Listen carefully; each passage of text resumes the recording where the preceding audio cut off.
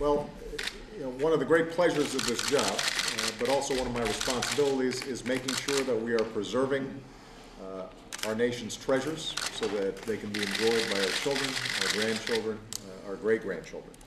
And over the years, over 100 sites have been set aside as national monuments, everything from the Statue of Liberty to the Grand Canyon. So today, I am continuing that proud tradition by adding another monument to the list. Fort Monroe in Hampton, Virginia, has played a remarkable role in the history of our nation. It was the site of the first slave ships to land in a new world. But during the Civil War, almost 250 years later, Fort Monroe also became a refuge for slaves that were escaping from the South and helped create the environment in which Abraham Lincoln was able to sign that document up there, the Emancipation Proclamation. In September, Fort Monroe closed its doors as a military base. But thanks to the advocacy of some outstanding citizens and historians and elected officials who are represented here, as well as the great work of our Department of the Interior and Ken Salazar and all the people who've been involved in making this day possible, we are going to continue this legacy, making Fort Monroe a national monument. This is going to give an opportunity for people from all across the country to travel to Fort Monroe and trace the history that has been so important to making America what it is. It's also going to be an incredibly important economic boost to the region. Local officials estimate that this may end up creating as many as 3,000 jobs in the region.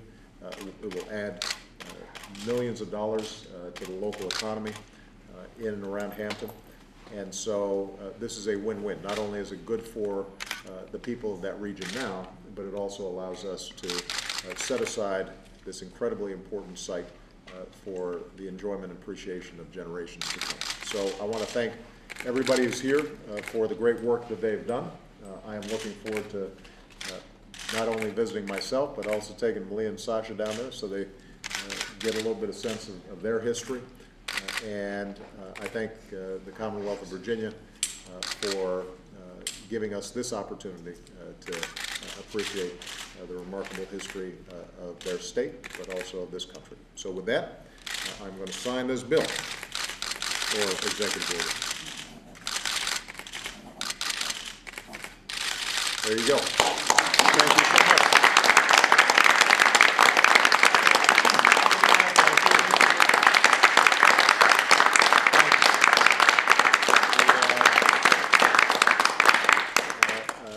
And just one last point I want to make.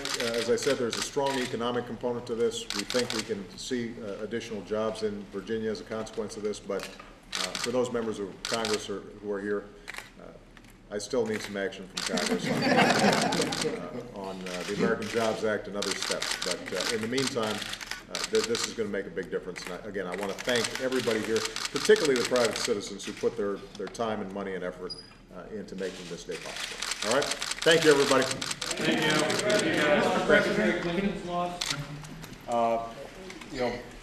Ms. Rodham was a remarkable person. Anybody who knows her history knows what a strong, determined, and gifted person she was. For her to have been able to live the life that she did and to see her daughter succeed at the pinnacle of public service in this country, I'm sure was deeply satisfying to her.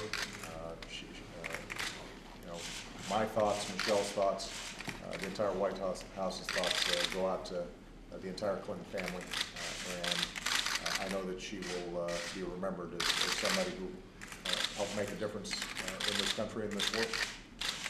All right?